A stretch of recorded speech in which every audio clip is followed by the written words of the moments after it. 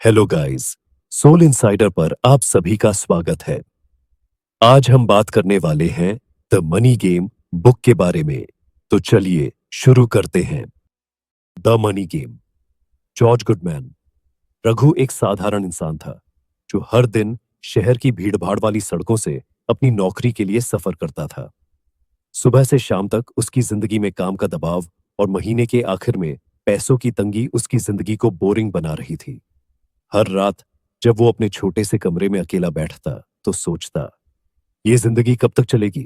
क्या जिंदगी ऐसे ही चलती रहेगी? वही रूटीन, वही स्ट्रगल।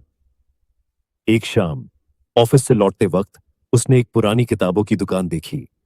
ये वही दुकान थी जिसे उसने कई बार देखा था, लेकिन कभी अंदर जाने की हिम्मत नहीं की। लेकिन उस दिन कुछ अलग था। थकान को भूलकर वो दुकान के अंदर चला गया।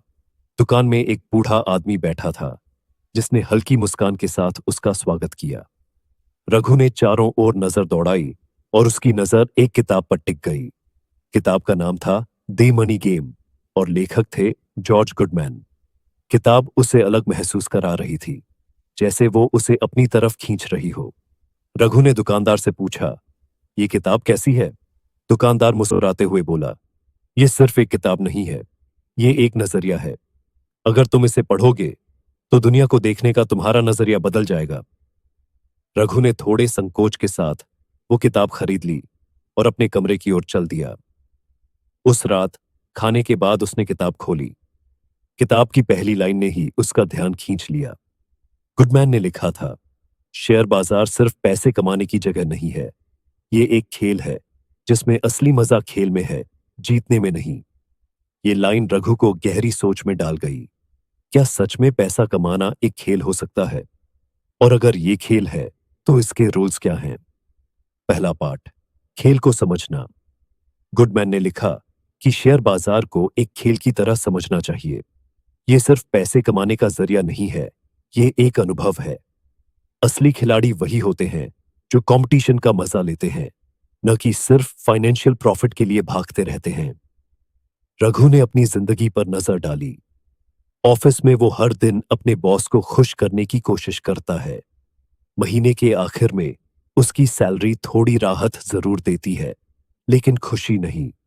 वो एक खेल खेल रहा है, लेकिन उसे इसके रूल्स का पता ही नहीं। शायद इसी वजह से वो हमेशा थका हुआ महसूस करता है। गुडमैन ने लिखा था, खेल का असली मजा तब आता है जब तुम पैसे कमाने के लिए नहीं, खेल का आनंद लेने के लिए खेलते हो। रघु ने सोचा, सिर्फ शेयर बाजार ही नहीं, क्या उसकी पूरी जिंदगी पर यह बात लागू होती है? दूसरा पाठ, खुद को जानो। अगली रात रघु ने किताब का दूसरा अध्याय पढ़ना शुरू किया, जिसका नाम था खुद को जानो।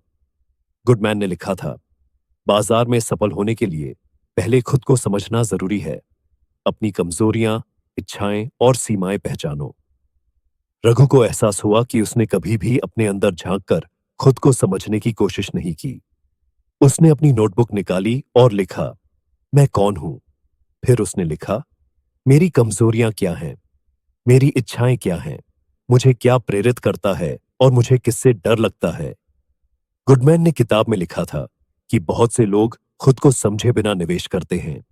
उन्हें पता नहीं होता कि उनकी जोखिम लेने की क्षमता कितनी है, या बाजार गिरने पर उनकी भावनाएं कैसे काम करेंगी।